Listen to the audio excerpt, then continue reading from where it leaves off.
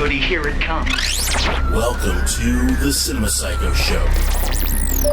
You are interested in the unknown, the mysterious, the unexplainable. That is why you are here. Oh my God, don't stop now! With your hosts, Brian, John, and Elaine. Welcome to the Cinema Psycho Show, the madhouse for film freaks and film fans of all types. I'm your host, Brian Coddington, joined by my fellow co-hosts and filmmakers, John and Elaine Woolscroft. Why do you never welcome us? We always welcome the audience, but what about us? I'm good. You're what already up, party here. people? Oh. You're already here. Well, Did you guys miss me? I was We gone did. for a while, and you guys said unkind things about me being in we Florida. did not say unkind. You said How I was dare a you. dirty pirate hooker for That was swimming mostly with me. dolphins, and you told me to stop swimming with dolphins and to stop eating crab cakes. I didn't say that. I don't know what you're talking I'm about. mostly looking at John. Why don't you just stop making things up and introduce our guests? You're rude and gaslighty, and I don't like you very much. And Oh, I I don't think know. I missed you Gaslighting. that much. Anyway, we have a guest today. We're doing our Guardians of the Galaxy Volume 2 episode, and we have in the house our guest, Kevin. Hello, I'm Kevin, and I'm the local neckbeard and comic book nerd. So Local neckbeard. Local I am neckbeard. buying you business cards. That's incredible. Elaine, Is that a I thing? think you said it wrong. Can one be a local neckbeard? oh, for sure. I mean, you have the local neckbeards, and then you have the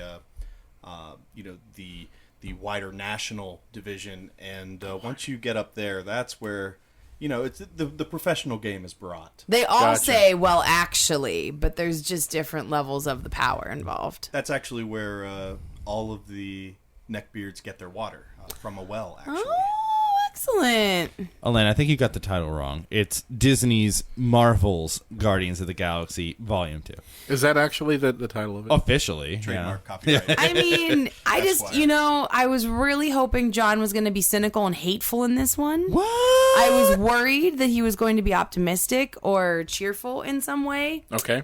Glad that didn't happen. Glad, How dare you? we're on track. That's good. Yeah. But before that, we got a little bit of sad news. And like a weird kind of story, I guess. It's very bizarre. The whole thing's very strange. The pipes Yeah. are calling. That's So, all we can do without and this is real.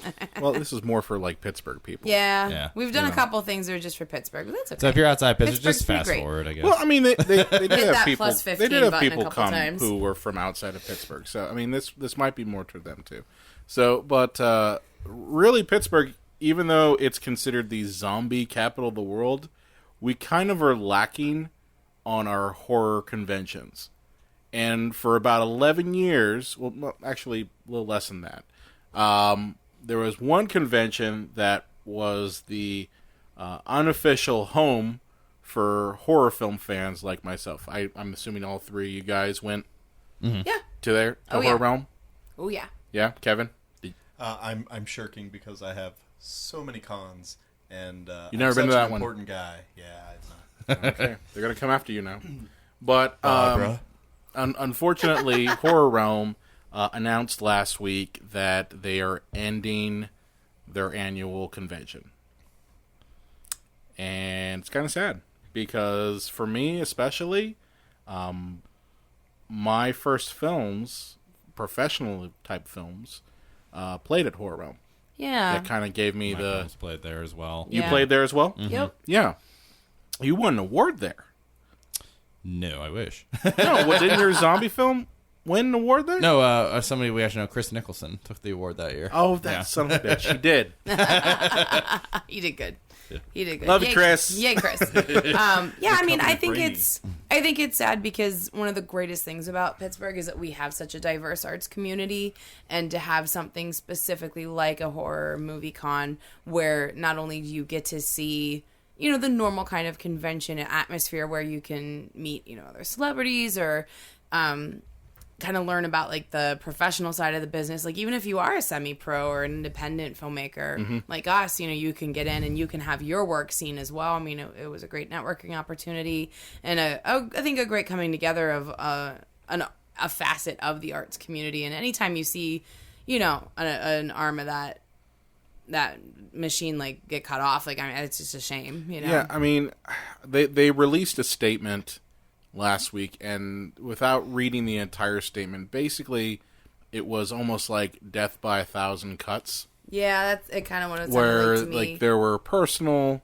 issues going on. People wanted to spend more time with their family, and I mean, honestly, it always was a struggle to get people there. Honestly, I'm in the negative on this. Past couple of years, I haven't gone to Horror Realm. It's not because I didn't want to go.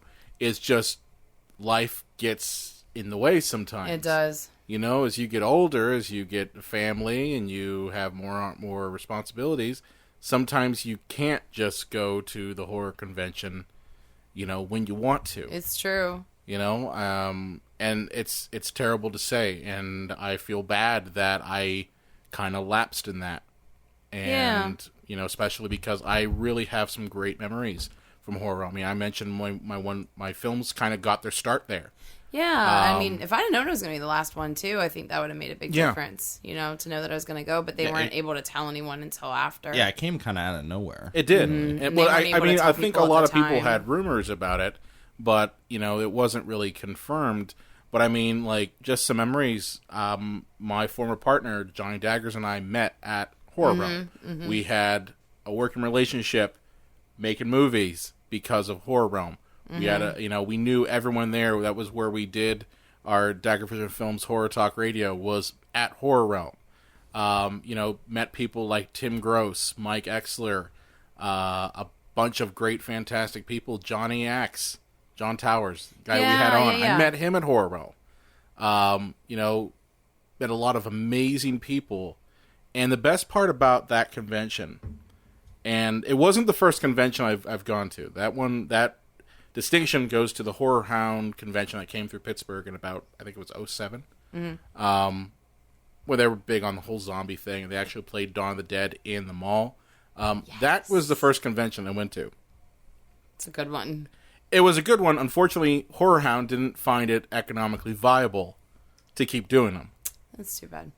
And the one great thing about Horror Realm that I loved was that it was by fans for the fans. It did not feel like a corporate-run convention. Yes, amen to that. Like, the only other one that I can think of that was similar to that was Cinema Wasteland. Okay. Cinema Wasteland, I don't know if you guys ever been to it. I haven't. Have you shake your head, John, you've been there? Wouldn't you agree that Cinema Wasteland did not feel corporate? No. It felt like it was made for fans, by fans. Like, there were I remember when I went to Cinema Wasteland, same when I went to Horror Realm. We'd watch movies in the VHS room at Horror Realm. And I remember watching Fright Night Part 2 with the guy who ran the VHS room. His name is Tim Gross. He's a friend of... I consider him an old friend. Filmmaker in his own right. He made Jagoff Massacre. 1 and 2. Massacre. But we would go back and forth 2. about just the politics of horror films and like our detestment for Tom Savini, who the one year literally came in with his Click vodka posters hanging them all over the place. So I mean, your arch nemesis Tom Savini. Oh yeah, he rises again. He always does. You hate that dude. I really do. The rest of this podcast has really nothing against Tom Savini. But we don't know. Have him you guys ever met him? Yes. What's your opinion? I mean, not too intimately, but I never had him as a teacher or anything. I didn't have him as a teacher either. I just met him at Horror Hound, and he just was kind of a jerk. But I mean, here's the thing. I will say this. I've talked to other people, and other people have told me that he's not a jerk. But I'm just saying, in my interactions with him... Maybe it depends on the day you get him, Twice. Yeah. 2 times. So 3 times a douchebag? Yeah, 3 times a douchebag. But no, I just...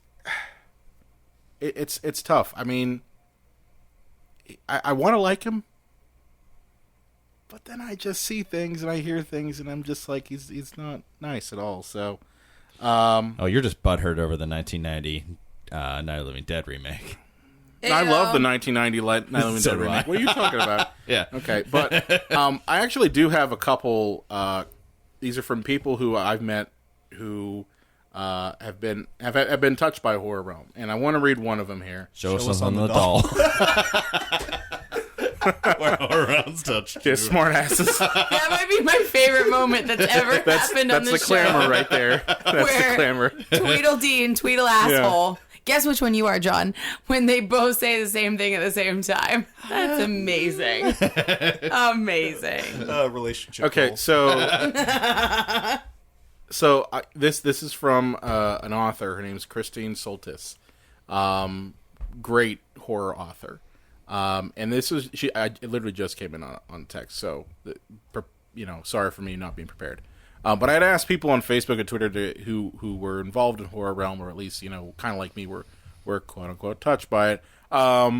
Just kind of give me some experiences. So this is from her. She says, essentially, I'd say that Horror Realm was a wonderful opportunity to meet artists of many different types. My first Horror Realm was in 2011, and that's where I met John Towers for the first time. That's Johnny Axe. We had him on the show. I was amazed by his talent and how fast he was at doing the zombie portraits. His table was nearest to mine, so that's the most memorable person from my... and I lost my track. His table was nearest to mine, so that's the most memorable person from our first one there. I know that Sandy and Rich were supportive from the start and welcomed me into their other events, including Women in Horror series. And met people including Rickert and Beagle with Kyra Shawn, Amy Lynn Best, Mike Watt, and plenty others. I credit Horror Realm for making the world of the arts a little less lonely for place for everyone. It was a gathering of amazing talents where I met people like Benzie, he's a makeup artist in town, Mikey Maggot, and a person named Clifton, and so many others, along with people like me and my former partner, Johnny Daggers. There are so many others to name, and she has written articles. She said that she certainly will miss Horror Realm, but is glad for the experience. Aw, that's nice. Yeah, I mean, it's tough. It's very tough. Well, I think we're just going to have to do our own horror convention to replace it. Apparently, Tim Gross is trying to start Gross Fest, which is going to be awesome. his convention. I don't get it. I am not organizing a con, BT Dubs. That sounds terrible and daunting. We did enough in grad school with that fucking film festival. You remember that? Do you see my face Was it right the film now? festival of fucking? No, it's not. But yeah, your face pretty much. Like I said, I'm not organizing shit. No thanks. Well, I appreciate those who do. It's hot outside. I think you're basing your decisions on the temperature right I'm now. not. I know my limits, and I can't do something quite of that scale. But speaking of large scale, we have a giant sequel episode for you guys today. Bulging. So maybe we'll check in with the Epicast Network and give you guys another cool show to listen to. Like EpiPen? it costs $500 an episode after the 300% drop. Damn it. But we'll get an ad out here for you guys to give you some other ideas for podcasts to listen to. And when we come back, we will have our Guardians episode. Hey, this is John from Stigmata Studios, host of the Evercast. Brian Connaughton reached out to me and asked me to talk about Horror Realm for a minute. So I'm going to go ahead and do that. Horror Realm. Well, I remember I had a stand up at Pittsburgh Comic Con one year. I can't remember what year it was. And some wild man who was, I suspected that he was drunk. Later, knowing him for years now, I say that he probably was. Ran up to my table and he's like flipping through my comic books and he looked at my banner for my table. And at the time, I used to have the banner. It said Stigmata Studios, and it says bullets, booze, blood, and blasphemy.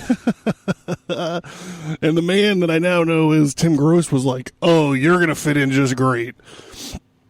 And then shortly thereafter, now a friend of mine, also named Charlie Fleming, came over, and they were telling me about Horror Realm and all this, and I decided that I was gonna get a table there. The first year, and I was doing zombie portraits I was trying to shill my books, but while I was sitting there, I was also doing zombie portraits for $10 a pop at my table. And they sold like pot cakes. I had like a line. They were trying to close the doors of the showroom, because it was like the time for the floor to be closed. And I remember Rich Delzato, who was one of the head honchos in charge over there, stopped them from closing the floor until I could get all the people that were waiting in line done and taken care of. And I remember leaving that first day, and I was like flush. I was like, I felt like a fucking rapper. Like I just had like a fucking wad of money in my pocket. I was feeling great. So Horror Realm kind of became my my home convention for a while, and I met a lot of great friends and indie allies and fans there, and I'm real fucking sad to see it go. Brian, we traveled in the same circles, but I remember, it was through Johnny Daggers that I met there at Horror Realm that we know each other. I mean, so it's just the network that con provided is awesome. Like I look at my friends list on my social media, it's full of fucking people who are all lamenting the passing of this little indie horror convention. So, hopefully you give me a little bit of time to tell my favorite Horror Realm story. One year, Tom Savini was there, and he wasn't there making an appearance or whatever. He was there selling vodka.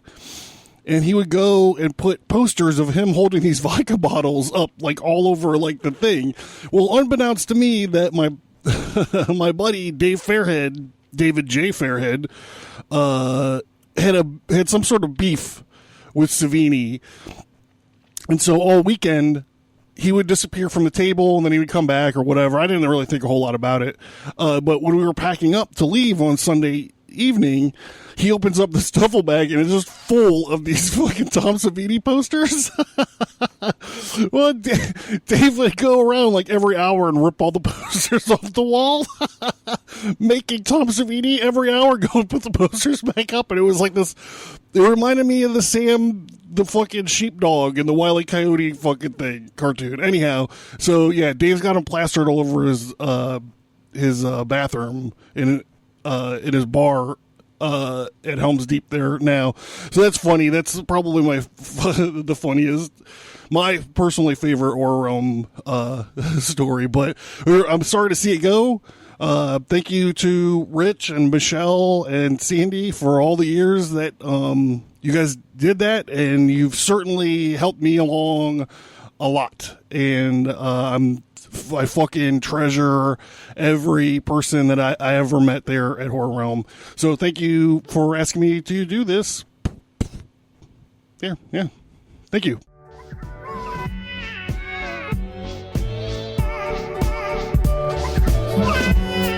All right, pause. You're enjoying this Epicast Network show, but what are you going to listen to next? Come over and listen to us, Does This Hold Up podcast. It's a movie review show where we take films from the past, analyze them, answer the question to does this hold up? Not really. Not really, no. We talk about things like Karate Kid. You've all seen it. You love it. But do you remember Mr. Miyagi gets blackout drunk and talks about how many Germans he's killed in the war? You've seen Goonies. Have you seen Mouth? He's not Mouth because he's loud. Mouth can fit a lot of things in his mouth. He's terrific at oral. He's known for how many round things he can juggle with his tongue. So come over, check out Does This Hold Up whenever you're done with whatever Epicast TV show you're listening to now. Go to epicastnetwork.com, epicast.tv, and at Does This Hold Up.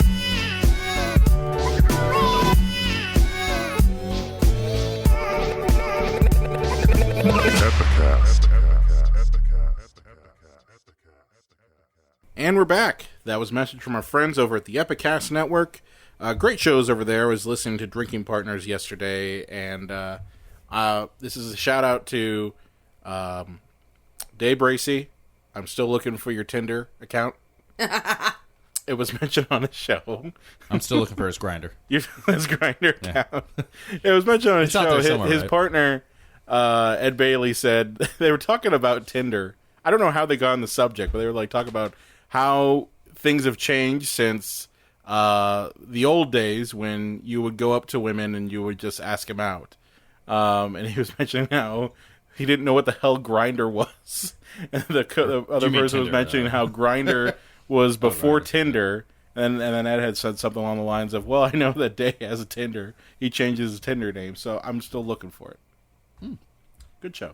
Maybe he'll be naked on a bearskin rug. Just giving it right at the lens. Yeah. Is that a swipe right or swipe left? Oh, no, yeah. Well, which one is it? Which one's for... I believe yes, right is bang. You guys are so old. Jesus fuck. Right to bang. And then you All right. take your Nintendo and you do the numbers. Can I get Well, this through my Are you guys television? going to look it up in Urban Dictionary? Okay, this is completely off topic. What's wrong with everybody? But since we're on the subject of feeling old, have you guys heard of these fidget fucking spinners? Yeah. Dude, they're everywhere now. I used to No, like, you don't have one. His is awesome. He's the cube. That's He's not the a good fidget one. spinner. Well, the fidget Well, it's from spinners. the same people, I think, right? Did you guys see that meme today where it was one of those? I don't know. We called them helicopters as kids. Those little seed things with the turny things. Like Yeah. the original fidget spinner, circa 1800. Like I thought that was funny. Old people yelling at clouds. It's crazy how nature do that. Yeah. No, but my stepkids all have the fucking fidget spinners, and I asked my wife, I'm like, what the hell is the allure of this? Well, I mean, What's the isn't allure it of supposed Gak to? or Pogs? Well, I mean, isn't it supposed to actually like help with something? We can hear that, by the way. Well, he meant he was for making us a too. point. It's to keep your energy focused. Because I was going to say, isn't that the actual point? It's to keep you from using or to have like you have extended energy and like it's to focus it somewhere. Yeah. Right? Here's the thing, Because yours is it's- silent, right, Kevin? Yep. Yeah, yours is. I think that's the problem. Not all of them Well, are here's the silent, thing that which they're totally they're defeats not the new. purpose. No. No, they've actually been around since I looked this up, the 90s. No, the But lady they who were invented designed them for- never got a dime for them. They were Did you designed see for that kids story? with autism. Yeah, and the patent on them, the woman who originally invented the fidget spinner, she lost the patent like 10 years ago. And when they came back up, like they're making all this money now, and like she doesn't get any of the money. She seems like an That's terrible. So any sort of stimming thing though is it's a rough. That's a rough patent to get because if you think about the terms that you have to throw a patent into, it's like, oh, it's a device for spinning, for kids, right? Like it's for kids. Yeah. She held the Tucker patent Proxy for a reference long there? time, Yeah, and then that's like I right. think it was something like $400 to renew it or something, and she just didn't have it, so she let it lapse. Well, thank you for listening to the Cinema Psycho Show. We apologize to Guardians of the Galaxy for not getting to you this week. We'll try better next week. Hey, whoa! I'm just trying to get us back on track. How many here, guys. times do we go off? fidget spinner? There you go. How many times do we go off track for your bullshit? I bring up fidget spinners, and it's, well, fuck you. Fairness, my bullshit's very compact. It's just usually your guys' reactions. It's true. Our reactions do take a while. Okay. It takes a while to get used to you. Aw. That's right. So, yeah, Guardians of the Galaxy, Volume 2. Who wants to break it down? Well- Kevin, since you're the guest, do you want to break it down? Oh, I'll break down a little bit here. So we've got a return to the lovable scamps that brought us Guardians of the Galaxy 1 and introduced classic rock to a new generation. And what we're looking at here is your kind of your atypical team superhero movie who are trying to fight internal problems and external problems. Ooh, nicely put. That's good. So in our I'm going to bring you back whenever we do nerd shit. So, like, every episode. That's like every episode, yeah. promises. Yeah. But so in this newest iteration, we have the world's greatest pump fake on the trailer, where they introduce this intergalactic monster that we handle in the first 10 minutes, and then nothing else from the trailer really gives anything away. Dude, And I love that, though. That's probably good, yeah. everything about the opening worked. Everything about it worked for me. It made me a little bit nervous, and for our audience, I think it's fair to say, and these are actually harder episodes. I think we all can say we enjoyed Guardians of the Galaxy too. Dude, it was the bomb.com. Yes. It was really really good. good. All right, It was really good. So this makes these kind of episodes harder because well, let's there's talk no- about where they got All it right. Well, you know what I mean? The opening made me nervous because I was like, oh, they're not like going Ace Ventura 2 here, are they? Where everything is going to be set to 11. You know, because like little baby Groot is dancing and the music's going and everybody's like, you know, falling around. I'm like, oh god, are they going to almost become a Lampoon version of themselves? Right. They did. No, I gotcha. Yeah. But I mean, just it was so compelling. It pulled you right into the movie. And I have a very serious question for you guys. 42.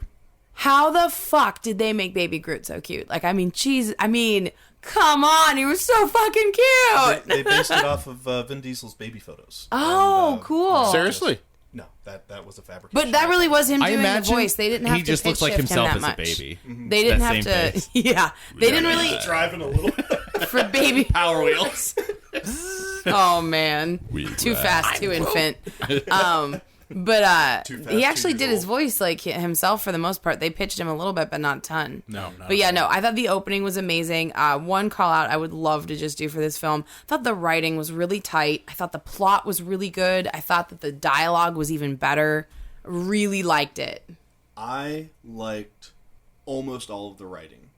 The one thing I will say, and this is someone who grew up on Spider-Man comics where every freaking panel had a one-liner, the script was really punchy. It was. It Yes. was. I agree with that. And I agree with If that. I had to nitpick this thing, I would agree. It's just, and it seemed like every intense scene had that levity breaking moment Yes, of goofiness, and it's okay most of the time because that's the kind of movie it is. But not every single time does somebody need to get hit by a flying piece of debris. Yep, and I think schmackety. Yep, and I think if Michael. there is any fault in the film, it is that because we did have a few serious moments, and you know, I mean, you go along for the ride a couple times, but then you kind of expect to get punched in the face, right? Yeah. So the first couple times you're like, ooh, like at the intense moment, and then you're like, oh, ha ha ha. So like, I was expecting the other shoe to drop in the middle of the film when Star-Lord is playing catch.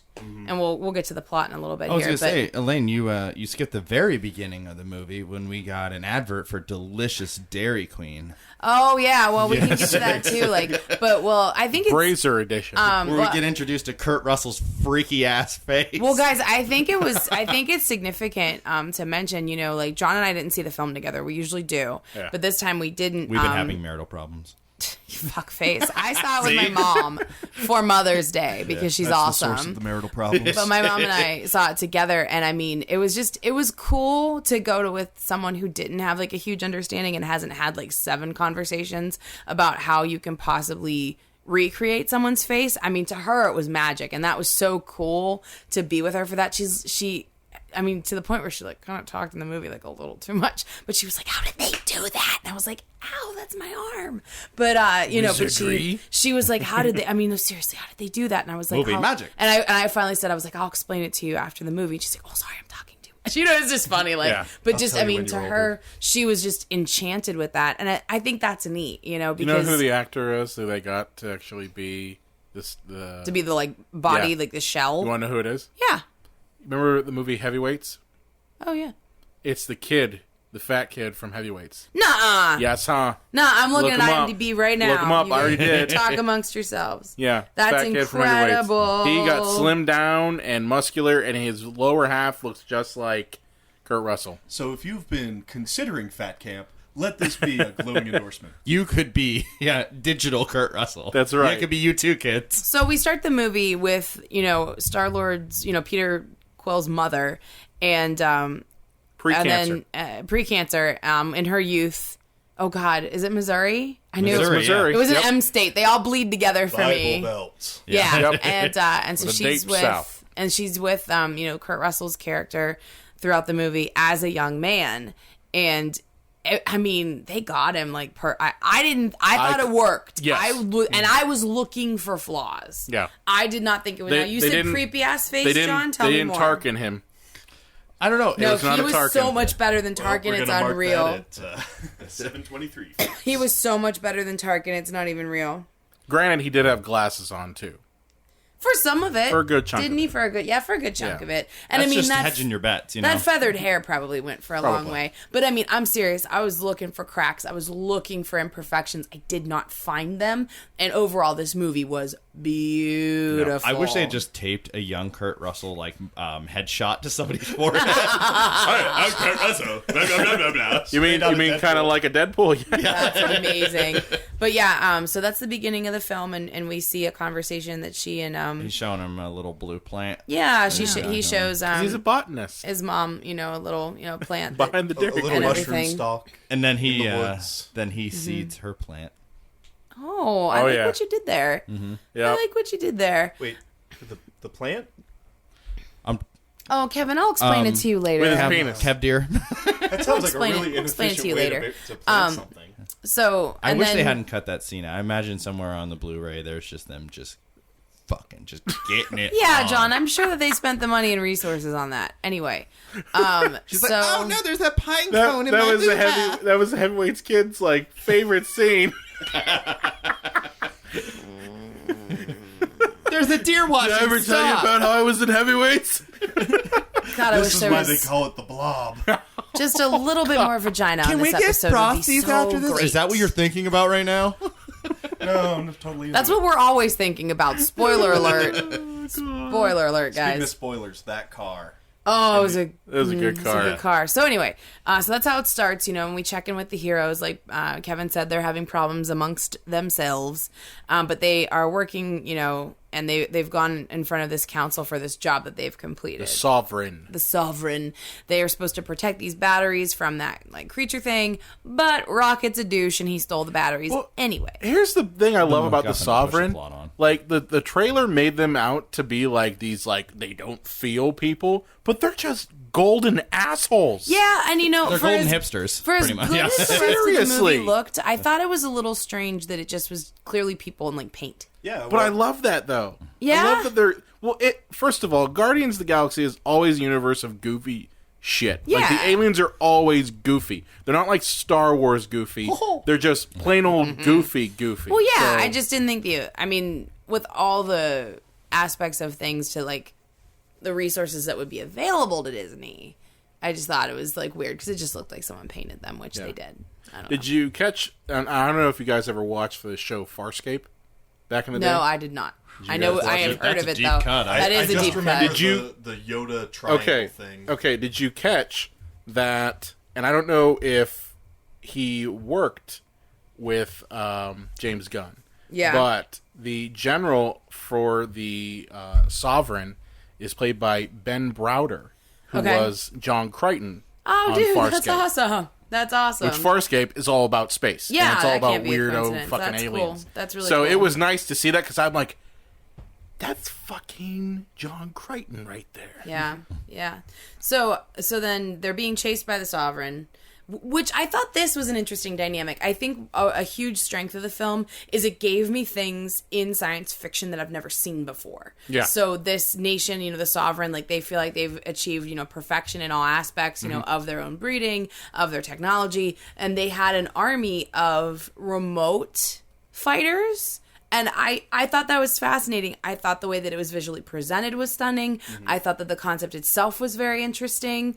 And I thought it was something that I'd never seen. And I know science fiction Now- fairly well. Now, Kevin, I don't know if that was in the comics or not, but that also gave them an ability to have an action sequence without having to kill anybody. So that's kind of where I wanted to go. Yeah. So halfway through the movie, I'm thinking, yeah, this is great. We don't have the wanton destruction of life because, yeah, the Guardians are kind of shoot first, ask questions later. Something good, something bad, bit of both. But at the end of the day, they kind of weight things towards good. And so that made Except me for really... Rocket. Except for Rocket. Rocket's and there we go. He's a loose cannon. And later on in the movie, it's completely different, and we'll talk about that when it comes up. But yeah. So I don't know if they were just saving their bucks on this fight or not. Right. And on the science fiction standpoint, this really reminded me of a Robin Williams film from the 80s or 90s called Toys. Yes. Dude, Oh my god. I've seen Brian light up Fucking that toys. that clearly struck a giant Love chord. that movie. 1993. 92. 92? It was 92. And You're just- never wrong about this, but I'm still checking. I'm never wrong about that. And Are we always betting? like a I year don't off think we're and betting then- money. Am I a year off? Oh no, John's usually the year off. I Yeah, I'm think always you're about a year always off. dead on, Brian. I don't know how you. I know. Well, no, I know the style. I guess I should put film and. But what did it? So tell me the similarities because I've 92 never bitches. seen. So basically, there's a your Willy Wonka type character in a toy factory. Okay. And there's He's a really big man child. I just got a flash of the poster in my head. I Yep. bet. with the hat yeah, with the square. yeah. Yep. Whoa, that's so trippy. That's so And trippy. There's a subversive element in his factory. Well, what happens is his father dies, and so Robin Williams' father dies, and at the funeral, the will has it where his son doesn't inherit the toy factory; it goes to the father's brother, who is like the exact polar opposite. He's a militant asshole. Businessman. Yeah. He's played by Michael Gambon. Oh, Michael Gambon. Yeah. Who Is it Gambon? Or is it Gambon? who later played fucking Dumbledore. That's right. But he plays a In the militant movies. asshole. And Wait, LL Cool J was in this movie? yeah, LL Cool J's. I remember that. So, great movie. But the whole movie basically becomes a matter of this character, the uncle, basically bastardizing the toy factory instead of making toys that are lovable and adorable and cute. Because that's kind of the toys they were making. He's making war toys. Oh.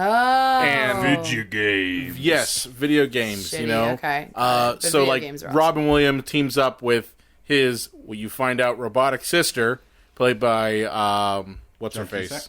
Joan Cusack, there you go. And they basically try to take back the factory. And, like, it's the first time you see these killer toys, like, literally killing people. But it's not a horror movie. That's the crazy concept of it. And it doesn't come off as... It's not like they didn't It's not try to scary. make a horror movie, but they No. made a horror movie. Well, they got fucking helicopters that are shooting them Yeah. with missiles. You know, That for sounds kids. intense. Yeah. Jesus. But it was a very colorful yeah. film. So was it similar then in that regard? And at one point, there's a scene where it's a room full of kids playing video games, but they're actually controlling Yes. Oh, very cool. the ships there. So That's very cool. Very And, yeah. I thought that was a really awesome aspect, you know, to this film. I thought that the alien life was also really well thought Yeah. out. You know, like I said, I thought that the campiness was nice. Like, I think we agree it almost went too far, but it pulled back before. I mean, a few things were like, but, you know, I thought particularly was good on that planet of androids. Is that what they were? Like the sex bots? Oh yeah, Where those we were go sex- to those were Yondu? sex bots. that was To well, see that what was he like was up to. a brothel planet, right? So like, Yeah. it was The whole planet. I see. A meteor kind of. It Yeah, I was see what you're But saying. you A know, pirate it's fly. Tortuga type. Dude, no. All right, so what these meatheads are trying to say is that Sylvester Stallone was in the film. He was great. I don't think I've seen him in Hey, anything when he Hey, was that he good didn't in a say long I time. am the law, so To survive sci-fi, I mean, lately, I become think sci-fi. I feel like this was the best thing he had done in a really long time. I thought it was believable. Yeah. I thought their scene was awesome. yeah. I think that was one of the first things that they shot when they started filming was him and Michael Rooker just screaming at each other. yeah, dude. Speaking of Oh, Mr. okay, Rooker, is there like an off button? Like seriously, guys. speaking of Mr. Rooker, I think we had an amazing introduction to Yondu's kind of Oh my troubled god, sense. I loved in it. in I that loved Oh, it. it was great. Like I said, I thought that the plot was so well thought out, and I thought that every beat hit correctly in this type of movie. I mean, there's been so many times where I've like, I mean, I'm jaded and hateful now. I go to a comic book movie and I'm like, okay, great. Well, what do they have? You know? Well- and this really, like, it was so satisfying from a story Well, standpoint. in terms of Yondu, because I want to take a little time to talk about him, because like in the first movie, he was goofy and we loved it. It was great, and we're like, well, oh, he this was is like an that awesome maniac, character. like that but he was smiling in maniac. on it. Yeah. Right. Like he was goofy and oh look, he's eccentric. He collects Yeah. children's toys. Yeah. But he knew at the end when he got when he got Open, flensed, yeah. he knew that was the only way for him to leave his son Yes. alone and keep his pirate. But what He's I got that big liked smile was at the that end, yeah. what I liked was that with this movie, one, you understand that Yondu, there's more to him than just the goofy character from the first movie. And That he's choosing to tortured drop out by of the the deal. stuff that he's had to do. What was fucked up? I mean, like, we find out that he's like a kid smuggler. Like, that's some Yeah. bullshit, you know? That is. And his pirate buddies go, hey, we don't like you. These are the guys that pillage and steal. But even on they the have- regular. They have a code. They have a code. No, Well, they can get into places we can't.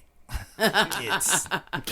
Well, I think Well, you that's guys how are we felt does about not hold up in Peter. court. But No. I thought the whole thing about Peter was fucking awesome. Well, So yeah. we'll spoil that early since We're we're talking spoiling the about whole Yondu damn right movie. now. Come I on, just you know mean how like this we're is. not doing it in order. But I want to emphasize that we do not find out this tidbit until the end. So Correct. all right, so let's with Kurt Russell's deal, we find out Peter Quill's deal. So Kurt Russell's character Ego is Peter Quill / Star-Lord's dad. He is a god. So A Peter- celestial. a celestial, as, but as he's kind of a defined by god. the lowercase g. Yeah. Yes. Exactly. Lowercase Kevin knows. G, Peter. And so that makes Peter Quill Half celestial. half celestial, and that was a really good Kurt Russell. I will give you that. I don't give you much, but I will give you that. So what he's been doing is Kurt Russell has been like banging ladies on every planet trying to find his own progeny that has his same like skill set of like building shit out of Yep. energy. And what had happened is he struck up a conversation with He was built out Yondu, of energy. and he had like a partnership with Yondu where Yondu would go and try to find the kids for him and bring them back. And Kurt Russell was murdering their asses when Because they they weren't didn't magic have- or, have the thing. They didn't have the gene that it was. Yeah. He plugged them in, and if they blew a fuse, then so be it. Yeah. Oh, I see. He didn't murder them it wasn't- because they... Okay. Yeah, I he failed to misunderstood. perform. I kinda like- misunderstood. So like it Henry just VIII drained them kinda dry. stuff, I you know? see. And I don't think he had much regard for, looks like you're not going to hold up to this. Well, no, Let's because find out. the Yeah. problem is that he lacked the human sympathy that Peter has. Oh, yeah. He literally Empathy, looked yeah. down at the lower. He looked at them as lower life forms, like the same way Yeah. that we would look at an ant and say, "Oh, well, it's just it an doesn't ant." really Well, have you know, feelings. even more- like his mind was, I could do better. Yeah, Yeah. And that's the plot of the movie. Yeah, and so getting back to Yondu eventually figured out that every time he brought a kid back to Ego, the kid fucking died. Mm-hmm. And so when it came time for him to fetch Peter, we think that he keeps Peter to like be a little baby thief. And that's kind of true. I think but it's a I combination. would say thing. it's like a 40-60 Yeah. split. And It's kind of a perk of keeping him. yeah, and so, but he keeps him because he knows that Ego would kill him if Peter isn't able to, like, do the shit that Ego wants Yeah. him to do. And that's the whole reason he did it, to save Peter's life. But, this, what is the name of the organization of the... The Ravagers. The Ravagers, that's Yeah. it. But the other Ravagers shun him because of all of these errands that he had Yeah. run over the years for Ego, like smuggling kids, like, shipping those back and forth. No bueno. No Yeah. bueno in the Ravagers' eyes. So that's the scene with Sylvester Stallone. He like publicly shuns Yondu and Yep. says like, Which, you why are not Sylvester Stallone? like you what? Why Sylvester Stallone? I don't know. He's gonna have a bigger part later.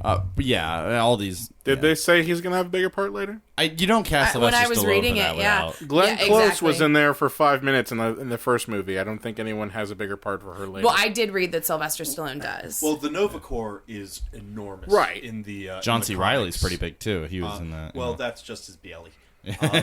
But I think that, and we'll talk later in the show about characters that they baited the line for. The third movie, which, another spoiler alert, we've already been warned of. Warned. is certainly going to employ Captain Sarcophagus from the Gold Folks, Nova Corps. I thought it was going to be Adam Warlock. Yeah, Yeah, that's what people were. Isn't that what they saying. think? Yeah, you guys talking about? he's Yeah. gonna be out. Okay. Oh my god. Yeah, and He just like blew a load right there.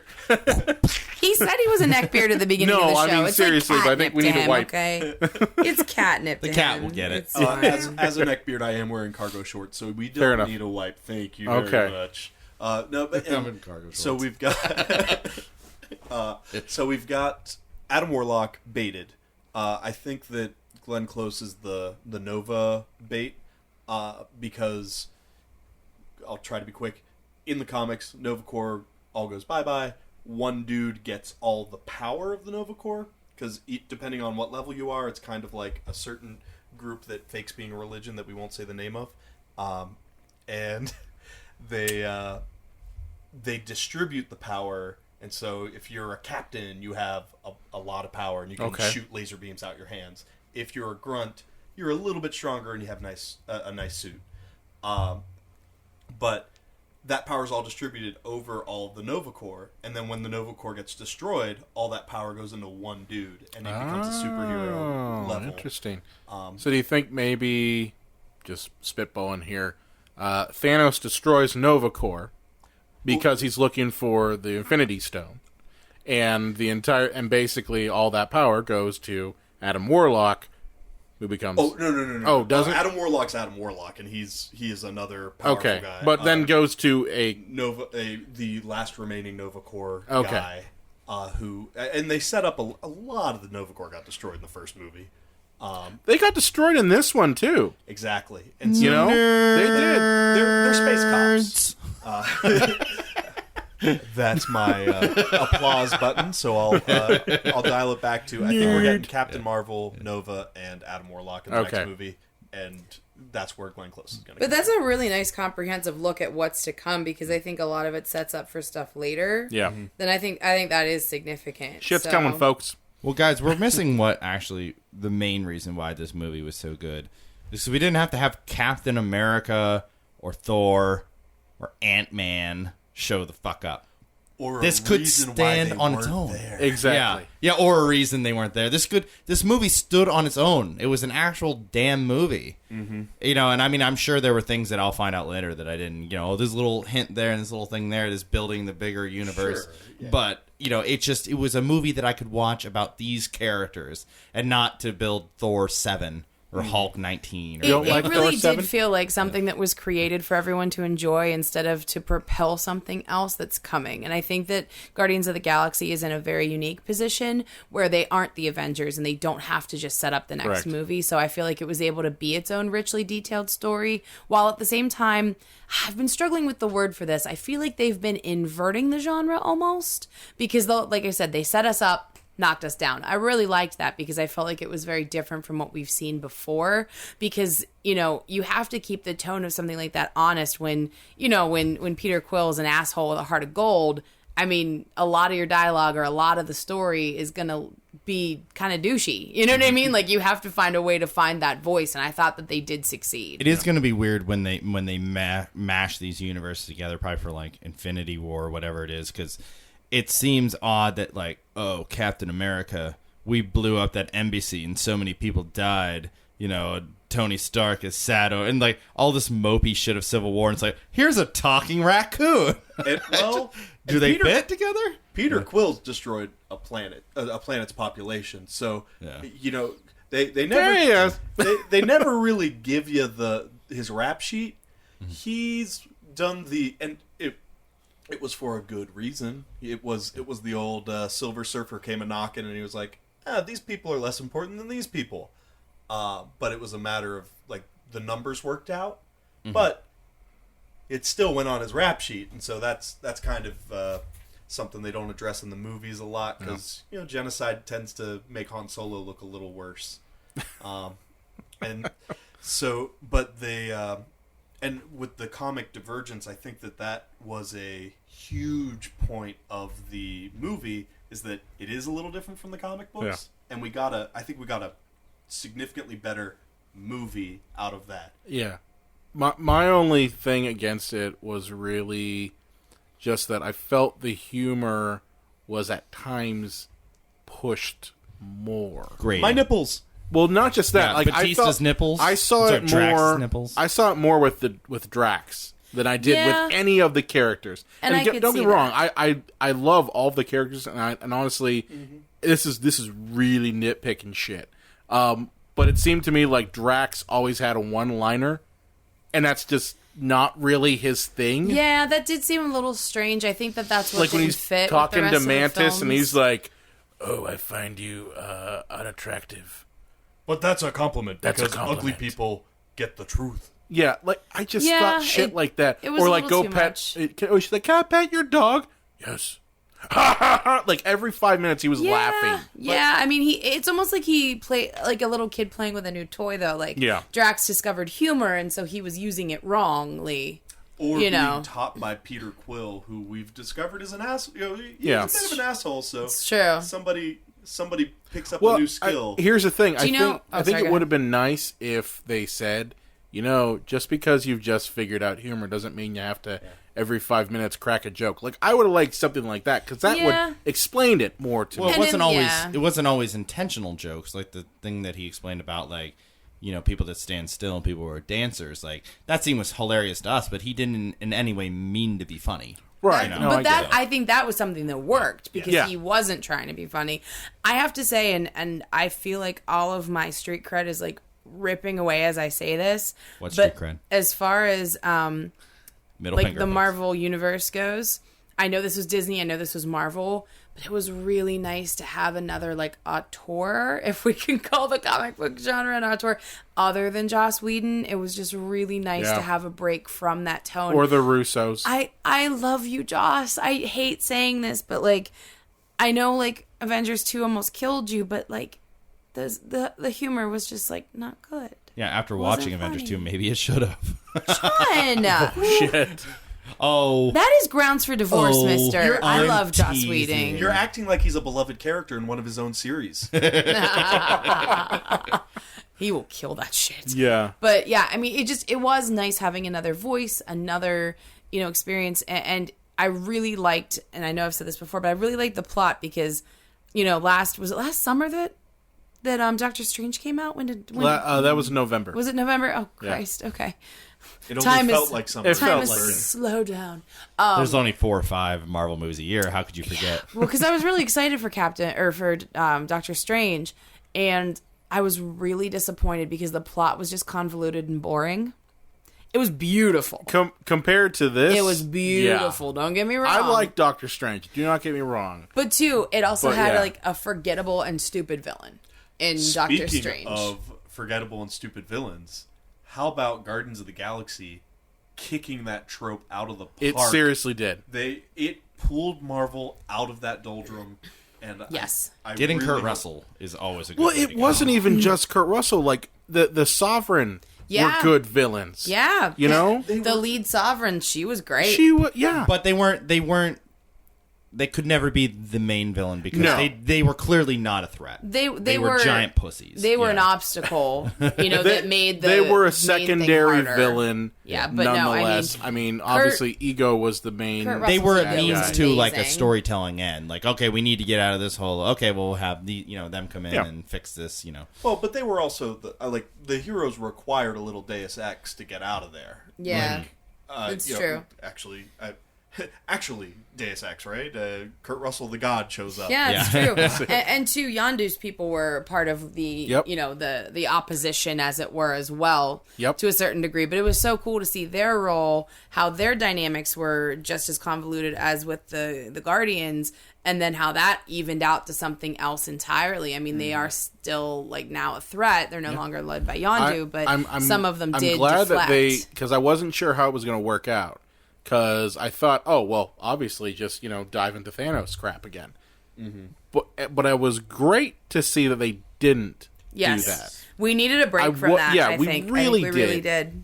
And I mean, I think it's easy because these are the cosmic Marvel movies to go automatically to Thanos. Yeah. But, every Marvel movie with the exception of, I think Ant-Man didn't talk about Thanos.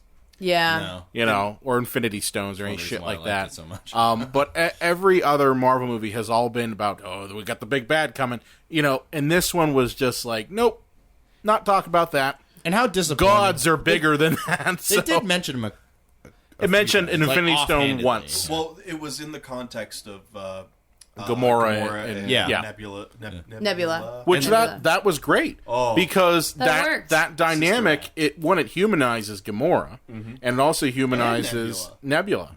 Can we just talk for a second about Zoe Saldana and how she was in really shitty movies? Like, she started in, like, 2001. She was in Crossroads with Britney Spears. Like, can we That's just pretty take terrible. a moment? Shitty movies and Crossroads? Yeah, what's wrong with Crossroads? Well, she was also in Center Stage, too. I mean, which I Wasn't love. she also in Chronicles of Riddick?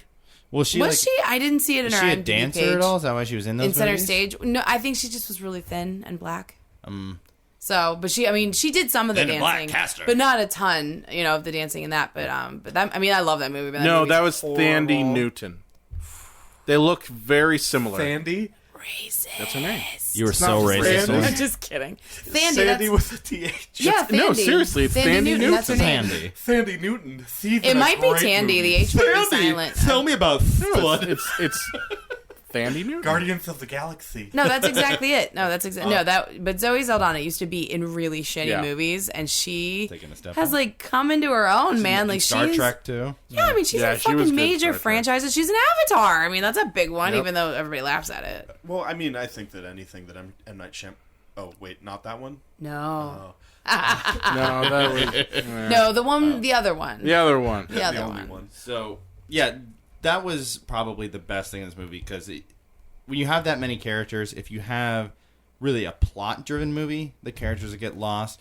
So it was actually nice that this was really it was at its core a character-driven movie. Yeah, Sorry, I- about stammering family. there, but Whole movie was about everybody has an arc. Even like Sylvester Stallone in the end has an arc. Everybody does. Everybody, has an arc in Mantis, the the story. the like Rocket- ego's like Rocket. little pet. Rocket does. Even Groot kind of does. Baby Groot. I was a little bothered by the beginning to go back a little bit how he stole, the Batteries. But it provided his arc, and that was and cool. it provided the crux of the story getting started. Well, It's him acting out, right? Yeah. And so if that hadn't happened, then Ego would have found them after the job was done and they finished signing the bill, right? So it's Yeah. like, here's your paycheck. Oh, hey, Dad. Yeah. Less compelling. No. Yeah. it's Well, true. well, plus, it fits with Rocket's personality that, Sure hey, does. I'm going to steal these. Because even though, as you I'm all said, back of the bus and shit. yeah, okay. But no, it's just a matter of like, he's a hero and he's fine with being a hero. But at the same time, I think he doesn't like being a hero at this too. So Yeah. he has to do these things to, keep his street cred Well, of a badass. or to keep his own sense of identity within Yeah. himself, because I think changing is hard. Yes. and let's talk about the B team for a little bit. Sure, definitely. I loved the sub arc with Yondu, Groot, and Rocket. That was And really that was good great. shit. Taserface. That was awesome. Wait a minute, your name is Taserface. That was awesome. Like, do you shoot tasers out of your face or something? Now, see, I He's was actually like, from the comics Yes. too. I smiled and I was like, oh, that's really funny, like, blah blah blah. But then at the end when he says, just tell them that the man who sealed their fate was Taserface, and the Sovereign rep was like, I died. I laughed so hard. Oh, I thought that was amazing. I'm stun gun lips. Like, what? Yeah, dude, I mean, it just was amazing. Like, that was a great dynamic, because it also was very funny when Groot kept bringing back the wrong shit. Like, I am a sucker for, like, a repeat gag. Prototype It keeps Finn. going. That's Little my, mask. That's my underwear. Little mask when Milo would grab the cheese instead of the keys. It was, it was really funny. I mean, I thought it was awesome, and it was awesome that you're right, John, and I think that's why this movie worked so well. It's like everybody has an arc. It's so satisfying, because even Yondu has a huge one too. Yeah. Yondu has a huge one. You heard it here first, folks. I did. I Not did. just I talking did about just his say head. that. I did just say that, It's a mother. prototype. Fucker. I thought that was a great part of it. And I guess we haven't talked about that yet, but through Yondu's sacrifice, he's able to save Peter Quill at the very end of the film, and he dies as a result of saving Peter and everything. And they give him like a very awesome funeral, Yeah. I thought, and all of his Ravager buddies come back, and they're And like, we're- "You cool, you cool." Yeah, and we're not mentioning how Peter had told all his friends when he was still on Earth as a kid that his dad was David Hasselhoff. Dude. It was like so sad, you know? David Hasselhoff. Yeah, my girlfriend's in Canada. She was in town last week. You just missed her. No, it was one of those. And we'll catch you next time. And at the end, he gives that eulogy saying how, he was just like David Hasselhoff. Yeah, that was amazing. I thought that was funny. And you know what I really appreciated about the film, because Gamora thinks something's wrong. And, on this planet that Ego is and has created, like, simultaneously. And she's talking to him about it and everything. And he's like, dude, like, you wanted me to pursue this. Like, I met my dad. And she's, kind of, like, relaying the story of how he used to pretend David Hasselhoff was his father. She's, like, relaying that back to him. Of course, being, alien to Earth and not understanding any of it. But he's like, no. He's like, that story's sad. Like, I think that's how people really talk. And I thought that was really cool. Yeah. Because, too, I think Chris Pratt's a really great Star-Lord, but I think his line delivery, for a lot of that stuff, it's how people actually talk. Yep. The best Star-Lord moment in this movie is he has just found out that he has godlike powers to create things from nothing, and the first thing he says is, "Oh, I'm gonna make some weird shit." Oh, dude, I laughed so hard I'm gonna make at that line. giant Pac-Man and a giant Heather Locklear. Dude, and like he put He-Man in there too. Like, dude, he's like, I'm gonna make some weird shit. Again, like just the delivery was spot on. I think it's very clear. It's genuine. Like that's the thing. I think Chris Pratt has a good understanding of comedy and of comedic timing. Well, it's interesting how he could be so good in this and so terrible in Jurassic World. Well, he wasn't that bad in Jurassic World. Yeah, and a lot of Jurassic World, you have to, interact with things that aren't actually there. I feel like you have a better director for Guardians as well. What about Rocket? I don't think that was a real raccoon. Well, he has Gamora and like Batista and like the other people. Bradley Cooper on his I think it's also a matter of better writing and better direction. I totally agree because I haven't watched Parks and Rec, but I've heard he's great on that. So and better granted, concept too. Granted, isn't that guy who did Jurassic World also doing episode 9? I don't want to talk about it. Yeah, I think he is. I don't want to talk about it. Is Jimmy Buffett going to be in episode 9? I don't want to. Awesome. No, it would not be awesome. A weak way. Jimmy Buffett with like Weequay. No, he's training her like on the mountain, and then just Jimmy Buffett drinking a margarita. She isn't getting it. Maybe I'll play a little song. Why did you pantomime drinking a margarita from a mug? You did this. You pantomimed as if it was from a mug. You know what, Elaine? This is an audio podcast. It doesn't matter how you drink the margarita. I cared a lot. Elaine, I could have done this. No one knows. I cared a lot. You still don't know. Just audio description. John just drank a margarita from nipples. Titties. Is that what that was? I thought it was How are either. You guys not married I thought yet? it was You're either. on the same I thought it was illegal teats at the time. I thought it was like teats.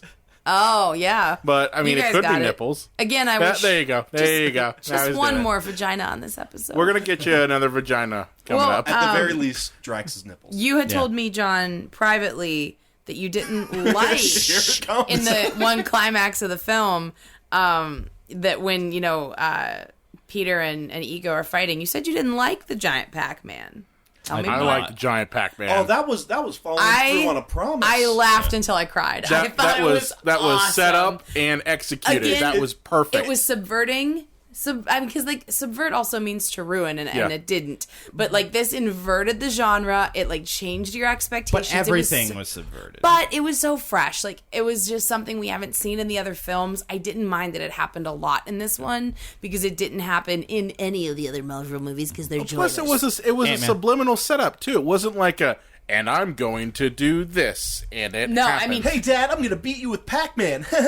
No, the fact was like he had that conversation. I'm gonna make some weird shit. Yeah, and and I think what's important is that we remember like Guardians of the Galaxy are not your typical heroes. Mm-hmm. So you have this like really epic shot, of Ego like in his like form. They almost take like a rock like kind of form to fight each other, and then you go to see like what Star-Lord's come up with, and he's just fucking giant Pac-Man, and it's genius. I thought it was so funny. I think that there were two really important points from that. The first one is that the villain's name is Ego, and his final form is a giant face. Yes, of himself. Of himself. And so that was kind of his limiting thing, is he's like, oh, well, ultimate power, I'll make myself bigger. Meanwhile, Star-Lord is like, well, what eats things? Oh, he kind of looks like a ghost. I'll mess him up with this guy. And the second point was that it's what we see him get a little more earthy in this one. And it's kind of, I think it sets up that severing the half celestial and going back to half human. He's both. He's always both. And we didn't mention a huge point. Trash pandas. Ego admits that he's the one that gave Peter's mother the cancer. That's like a huge thing. But it was so piss poorly handled. Oh no! And by the way, I gave your mom cancer. There's no reason for me to tell you. He was fumbling because he it doesn't. was brilliant. Humans how talk to things. Yeah, like, I'm smooth enough to talk Star-Lord's mom out of her panties, but like I can't level with this kid. Like, the fact that it's slipping. Oh yeah, by the way, try to connect. It's a shame that I had to kill her. Oh, that was wrong. No, but he doesn't believe it's wrong. That's the thing. Well, the fact that he didn't know that would like turn Peter against him forever. I mean, that was like awesome because it was his fatal flaw. Yeah, he didn't understand. It was he had too huge of an ego. See what you did there. I felt like it worked. I'm sorry that you're 3 against 1 on that. I thought it worked. Oh, it's been that way for now, 2 in a row here. No, but I thought it was just a necessary exposition barf to move the plot along. He didn't need to tell him that. Yeah, I dug it. Well, but I mean, I feel like he did. It seemed very forced, like it came out because we need to move this story along. So when we first find out that he's the father, it's one of those you kind of know moments, and I thought it was going to be a passive thing. Like when he showed up on Earth, hey, I've never had sex with a human. Give you cancer with my dick. Oh shucks, you got exposed to my radiation because shoot a little But he purposely did it. But no, it was totally got to trim that tree. Yeah, I think you had to have that moment to really make Star-Lord hate him. Yeah, absolutely. Because here's the thing. Imagine yet he didn't say that, okay? And instead he just reveals his plan. He's like, I'm going to go ahead and, do this. I must do this. It's my purpose to spread my shit, okay? Would Star-Lord necessarily hate him and fight with as much? It had to be personal. Exactly. For a villain to really be effective, it has to affect them on a couple different levels. A personal as well as a plot-driven one. The plot-driven one was he wants to spread his bullshit. I'm not saying I have a problem with that he killed his mom. It was just the clunky way I feel in which it was handled. Well, the he way it could was have handled, discovered it. Well, the whole way it was handled was just that, ego is so removed from humanity. One, he's not a human. He's, a god. And so he's not going to really care. Well, as Lane pointed out, that's the whole point. He doesn't give a shit. He's smooth enough to, take a bitch to Pound Town behind Dairy Queen. I did not say anything about bitches going to Pound Town. That was Kevin. Oh, okay. Yeah. Well, he did that on purpose. He said that he loved her, but he has no idea what love is. None. Mm. So he has this idea of what love is, but he also realizes that, hey, my purpose is I gotta do all this shit, and I can't really have this girl, as an appendage to it. Well, if you're that good at gonna do? Yeah. Huh? Well, if you're that good at manipulation, you should be better at manipulating. I mean, it worked for the plot. Maybe it wasn't the most, immersive thing that it could have been, but I thought they did a good job of a lot of elements. We'll move along here. We'll take majority rules. It was awesome. 3-1. Well, one thing, too, the other thing I wanted to mention really briefly, because I thought it was cool. They went really meta with the Gamora Peter Quill situation. They were very will they, won't they? I loved that they kept teasing it because I wanted it to happen, and I don't remember the last time I gave a shit about what happened in a Marvel movie. It's true. And I was like, I just want to see you guys make babies. I never care. And another big divergence from the comics there. Like in the comics, they start the relationship off with banging and then not talking for a while. And Peter Quill gets a little clingy, and Gamora, and that's part of the divisive force. Oh, okay. Yeah, and these guys are all fresh still. This is just the second one. These characters, they're only a couple months removed from the events of the first movie. so it was picking up where it left off. wait till it's, we all really liked Tony Stark until he started to get a little on our nerves, and Captain Rogers still No, damn it. You're not going to sit here and ruin this for me. I'm enjoying this. I'm just saying by Guardians of the Galaxy 5, we might be like, by the time Guardians of your face, I'm going to be sick of you. Attack of the Clones of Thanos. Right. Yeah. But I mean, I thought it was great. I mean, we gave the audience a little bit of time to see it, but hopefully you have seen it if you're how this show works. We spoil the shit out of every movie. Yeah, but it was great. We try not to. I can't remember. Saying. We really do try to. So to kind of wrap up, why don't we just explain why the movie was a success? Just in a nutshell. The writing on it, but the writing. But what do you mean by that? The plot was well thought out. It was very character driven. Each character had its own arc, and not to sound like an asshole, but it was a very excellent, clean cut villain, and it wasn't just convoluted and like thunderfucked just for the sake of like seeming deeper than it was. Well, one thing that I really liked too was the pace of the movie. Oh, and that can so easily destroy a movie. The movie was so evenly paced, and it hit all the notes it had to, and there was no filler. Mm-hmm. Everything was exactly as it needed to be there, and somehow in like a 2 hour, and I don't know, like 2 hour 10 minutes, I'm not sure the exact runtime. Yeah. They handled every character having a lot of screen time, and it felt like 20 minutes. It went so fast. For them to be able to handle that, and for it not seem that long, because there's like 5 or 6 main characters. It was nice. It was very well done. It was good. Kevin, do you want to give your thoughts? Like why you really thought it worked? And I'll finish. I agree with the well woven approach here. It just they hit those points of right when it was too long on one story. We got another one, and it took a different tack on a lot of things. One of the big points we kind of glossed over was the casual genocide or the casual destruction of an entire wing of the Ravager army. Yep. We missed that part. Because Yondu had to stick up his butt and then later up everybody else's. And he was angry, and he took it out on a lot of people. I can't say about him. And they killed a lot of his friends. Yeah. So yeah, and as one does. So he whistles his way to guts and glory. Oh yeah, so much murder. There's a lot of murder. Like oodles, literally oodles of no murder. blood though. No blood. It's Disney, bro. PG. It's lightsaber rules. We can't have blood. Hey, first Star Wars movie, lightsaber caused a guy's bleeding arm off. Okay. But there was like no internal thing. Like the arm was hollow. It cauterizes, y'all. It cauterizes. Maybe his blood was too thin to be cauterized. Actually, he was a draftman on in an engineering firm. Yeah. Anyway, so there was we had the self-discovery with a little bit of tension, and then we had the tension with a little bit of self-discovery, right? And we just went back and forth between the two, and it was well. It was done. that was great. I mean, for me, and I mean, I don't say this lightly. It did everything that a sequel should do. A sequel is designed to continue the story. Okay, we already knew at the end of the first one that the story had to continue. Okay, it was built for that. All right, none of us really knew how it was going to go.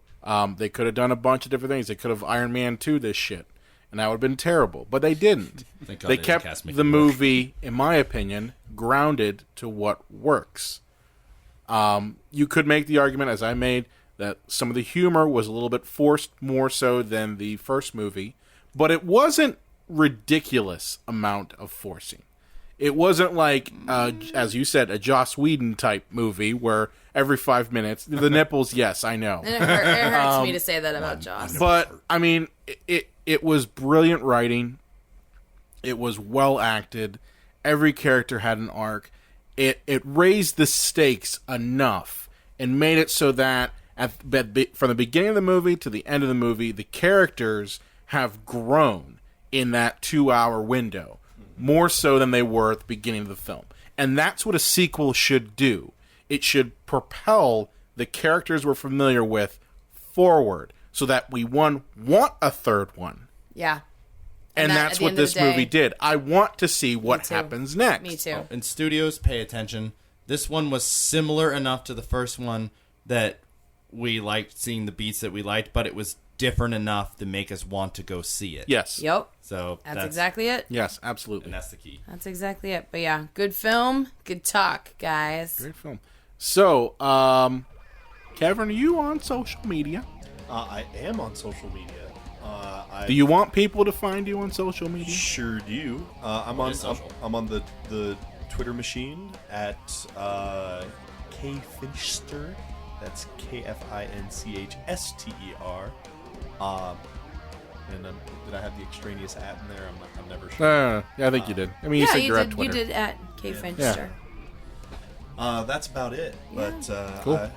So they can stalk you and nerd out with you on Twitter. Oh, for sure. And if you're ever looking to talk about comic books, about nerdery stuff, if you want to yell at me about how I got something wrong here today, I love that talk. So, all we ever do is get things wrong on this show. We're actually never really called out for it, thankfully. Yeah. I think back on Except for that one time. 2 + 2 = 5. We're going to bring him on the show. Yeah, we are. But yeah, you can find me at LA_Croft on Twitter. Beyond Real J Wolves on Twitter. And you can find me at Brian Cunton. I also run the Psycho Show Twitter. So be sure to like us on Facebook, Twitter, Instagram, Google+, at Psycho Show. You can also find us on the Epicast Network at epicastnetwork.com. If you have a favorite movie or question you want to throw our way, or hell, you want to just tell us that we're all a bunch of assholes and the Guardians sucked, which will tell you to go fuck yourself, you can contact us at cinemapsychoshow.com. Make sure to subscribe to us on iTunes. Give us a rate, give us a review. We love getting those. A couple weeks back, we talked about that review from Jordan. Yeah. That I mean, we'll I'm read sure those. no one's ever going to review again. But no, it's okay. If We'll anyone read would them. like to rate and review, they can. So. Absolutely. So Elaine, drop you us were a right. rate. It was a little rough. It was a little rough. It was. Drop us a rate, drop us a review on iTunes. Those help us out. And catch our next episode, available every Sunday. Good night and good luck. I'm Mary Poppins, y'all.